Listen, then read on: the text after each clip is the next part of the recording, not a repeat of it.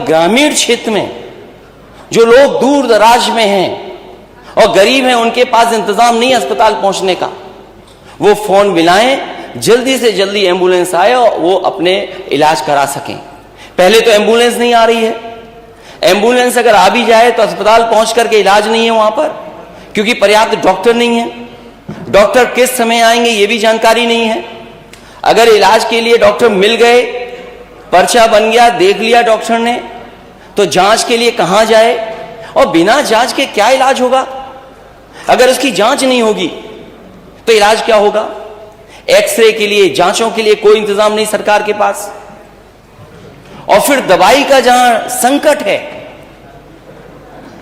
बड़े पैमाने पर संकट है, और इधर जो खबरें आई हैं अखबारों की, मैं जिक्र नहीं करना चाहता हूं, लेकिन फिर भी जो जानकारियां मिली हैं, हमारे लोग मौके पर पहुंचे हैं।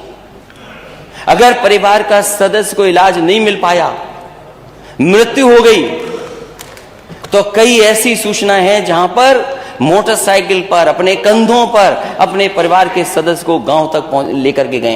ये लोग दूसरों को उपदेश देते हैं। सच्चाई क्या थी?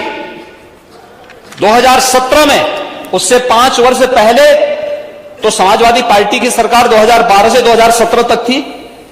प्रदेश के सभी प्राथमिक स्वास्थ्य केंद्र बंद कर दिए गए थे। कोई डॉक्टर नहीं था, कोई डॉक्टर नहीं था।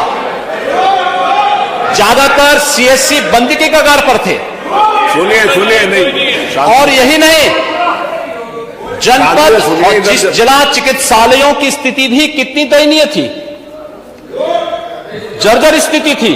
और आज मैं कह सकता हूं 108 एम्बुलेंस के रिस्पांस टाइम को इस सरकार ने और अच्छा करने का प्रयास किया है, उसमें सुधार हुआ है।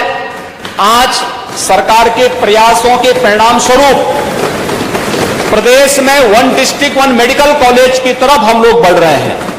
आज मैं कह सकता हूं उत्तर प्रदेश के अंदर डबल इंजन की सरकार का ही प्रभाव है और संयुक्त कार्रवाई का ही परिणाम है कि आज प्रदेश के 59 जनपदों में एक मेडिकल कॉलेज या तो बन चुका है या बनने की ओर अग्रसर है। अगर आप पे बजट की कमी है तो आप स्वीकार क्यों नहीं कर रहे हैं नेता सदन?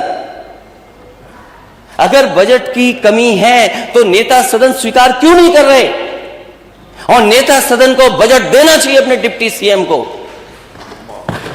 क्यों डिप्टी सीएम को नहीं बजट दे रहे हैं? और हो सकता है डिप्टी सीएम को बजट इसलिए नहीं दे रहे हैं अध्यक्ष महोदय, क्योंकि उन्होंने 2 मंत्रियों को बेरोजगार कर दिया। ये विभाग 2 लोगों के पास था, क्योंकि वो डिप्टी सीएम बन गए, तो 2 मंत्रियों को बेरोजगार कर दिया इन्होंने। एक तो है ना, 3 2 बेरोजगार हो गए ना।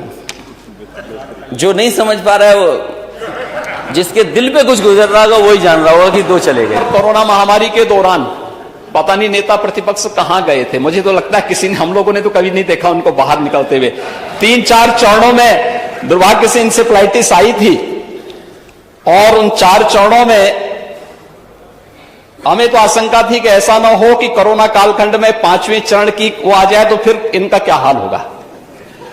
लेकिन ईश्वर की कृपा थी कि कोरोना हम लोगों ने नियंत्रित करने में सफलता प्राप्त की। अरे इतने गरीब कब से हो गए नेता सदन आप? आपकी तो डबल इंजन की सरकार है, आपको तो डबल पैसा देना चाहिए, और फिर उसमें भी हिसाब किताब देखते हैं आप। नेता प्रतिपक्ष पूर्व मुख्यमंत्री रह चुके हैं और प्रतिपक्ष के सबसे बड़े दल के नेता भी हैं। मैं उनसे आग्रह करूंगा कि उनको सदन में सच बोलने की आदत डालनी चाहिए। मैंने कल भी कहा था, समाजवादी और सच नदी के 2 कोने होते हैं, ये कभी एक साथ नहीं चलते हैं। और मुझे लगता है उनको इस सत्य को स्वीकार करना चाहिए कि जो कुछ भी विकृति थी, ये तो विरासत से जो हमें प्राप्त हुई थी, उसी विकृति को हम सुधार रहे हैं।